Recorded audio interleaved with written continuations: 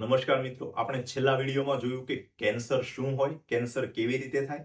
આજે આપણે આ વિડીયોમાં જોઈશું કે આપણા શરીર પાસે કેવી એક અદ્ભુત ડિફેન્સ સિસ્ટમ છે કે જે આપણા શરીરમાં કેન્સર થતું અટકાવી શકે અને કેન્સર થયું હોય તો એની સામે ફાઇટ કરી શકે. ટૂંકમાં છેલ્લા વિડીયોનું રિકેપ કરીએ તો આપણા શરીરની અંદર જ્યારે કોઈ પણ હિસાબે ડેમેજ કે સેલ ડેથ થતું હોય તો એને રિપ્લેસ કરવા માટે સેલ ડિવિઝન થતું હોય, એટલે કે કોષ વિભાજન થતું હોય.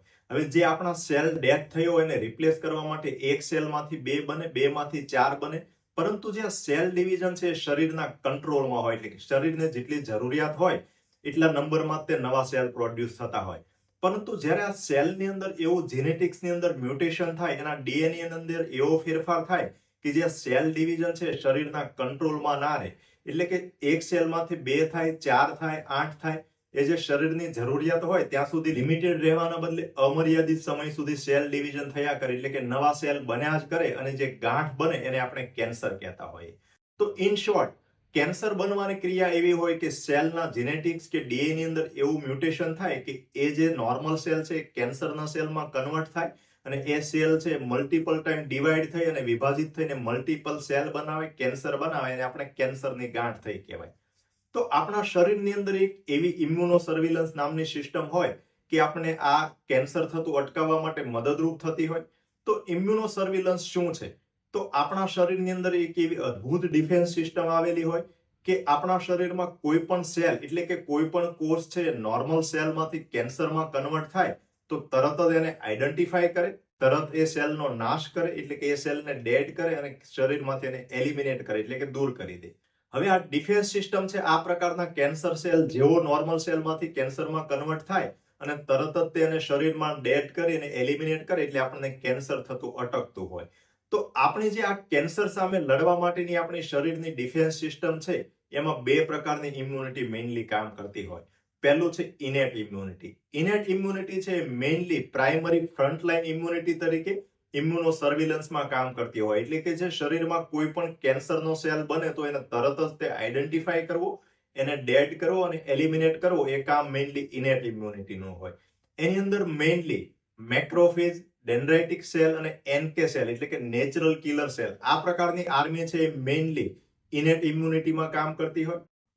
બીજી ઇમ્યુનિટી છે એડેપ્ટિવ ઇમ્યુનિટી. એડેપ્ટિવ ઇમ્યુનિટી છે મેઇનલી લોંગ ટર્મ સર્વિલન્સ માટે મેઇન આર્મી તરીકે કામ કરતી હોય, એટલે કે કેન્સર થયા પછી એની સામે ફાઇટ કરવામાં મદદરૂપ થતી હોય. એની અંદર mainly cytotoxic T cell, helper T cell તથા એન્ટીબોડી છે મેઇન રોલ ભજવતી હોય. તો મિત્રો, ઇમ્યુનો સર્વિલન્સ એટલે કે શરીરની પોતાની તે રોગ પ્રતિકારક શક્તિ, ડિફેન્સ સિસ્ટમ એટલી મજબૂત સારી રીતે કામ કરતી હોય તો આપણે કેન્સર થતું અટકાવી શકીએ અને કેન્સર થયા પછી પણ એની સામે ફાઇટ કરવામાં મદદરૂપ થતી હોય.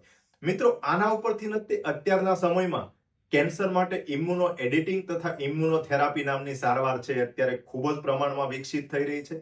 રૂટીનલી તમે કેન્સરની સારવાર માટે ઓપરેશન, કિમોથેરાપી તથા રેડિયોથેરાપી છે એ ઘણીવાર સાંભળ્યું હોય, પરંતુ હવેના સમયમાં ઇમ્યુનોથેરાપી છે એ પણ ખૂબ જ ફ્રીક્વન્ટલી વપરાતું હોય છે. તો આપણા શરીરની અંદર આ ઇમ્યુનિટી છે મોટા ભાગે કેન્સર સેલ છે એ જેવો શરીરની અંદર બને એટલે તરત જ તેનો નાશ કરીને કેન્સર અટકાવતું હોય, પરંતુ છતાં પણ કેન્સર કઈ રીતે થતું હોય એ મિકેનિઝમને ઇમ્યુનો એડિટિંગ કહેવાય. ઇમ્યુનો એડિટિંગના 3 ફેઝ સમજીએ તો સૌથી પહેલો ફેઝ છે ઇમ્યુનો સર્વિલન્સ. જે આપણે નોર્મલી જોયું કે શરીરમાં કોઈ પણ સેલ છે કેન્સરમાં કન્વર્ટ થાય તો તરત એમને આઈડેન્ટિફાય થાય અને શરીરમાંથી એલિમિનેટ કરે, એને ઇમ્યુનો સર્વિલન્સ કહેવાય.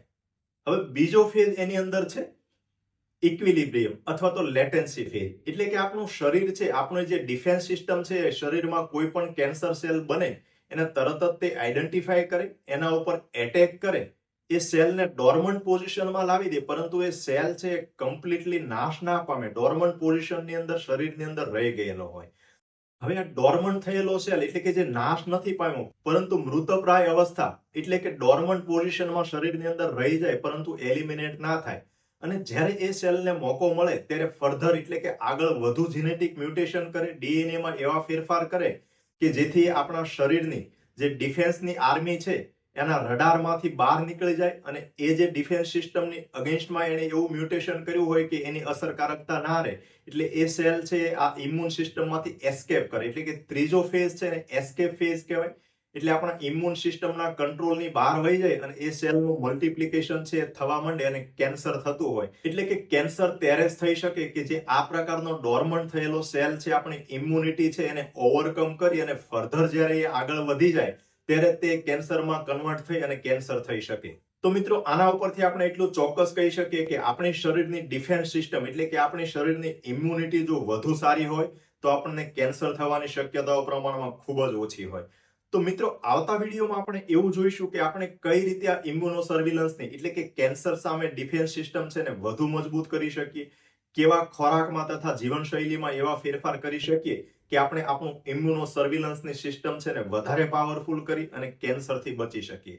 તો એના માટે મિત્રો, જો તમે અમારી ચેનલ સબસ્ક્રાઇબ ના કરી હોય તો ચેનલને સબસ્ક્રાઇબ કરો, વિડીયો લાઈક કરો તથા બીજા ગ્રુપમાં શેર કરો, જેથી કરીને બીજાને પણ આ પ્રકારની માહિતી મળતી રહે. Thank you.